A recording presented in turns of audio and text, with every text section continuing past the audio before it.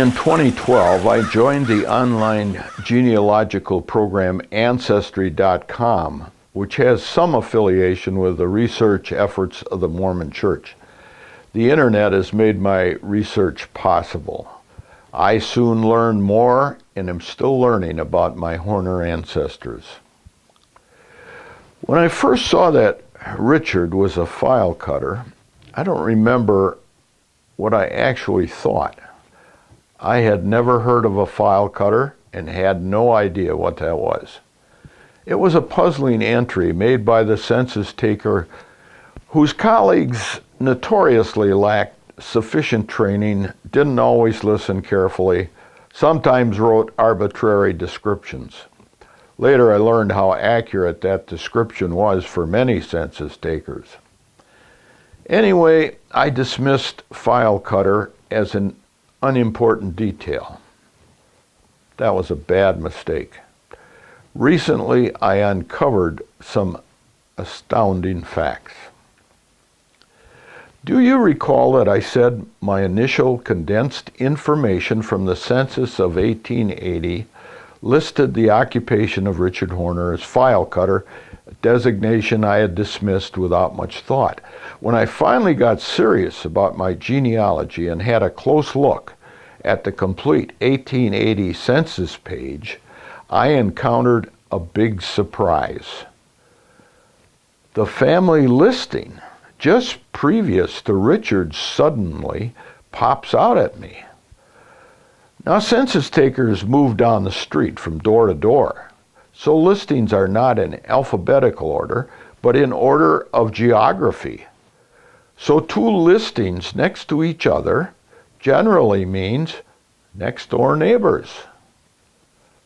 So who lived next door to Richard Alfred Horner in Racine in 1880? I was stunned to find that it was the family of one John F. Horner. Listed with him was his wife Martha and children, who included an Alfred, 1 year younger than Alfred Richard, 23, who lives next door with his parents Richard and Harriet.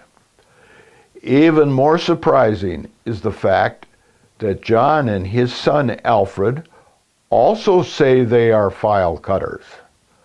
So we have 3 file cutters living in close proximity, and the last name of the 2 families is the same. It is Horner. I have never heard of John F. Horner, but immediately guess the older men are probably brothers, which sends me on a quest that clears up some mysteries for me. I have never heard of this man. I want to know more about him, and I am on my way. A side note here, which we will pick up again later, is the occupation of my great-grandfather Alfred. He is not following his father in the file cutter trade in 1880. Later, we will learn he did it for a while, but at 23, he is a basket maker. His cousin, John Jr., I am now guessing he is a cousin, age 22, son of John Sr., is also a basket maker. Lots of coincidences here, and the trail is getting hotter. I need to know more about file cutters, and I need to find out if John Horner is indeed Richard's brother. And I will come to learn why at least 2 of the sons do not take up the trade of file cutting. They instead learn to make baskets.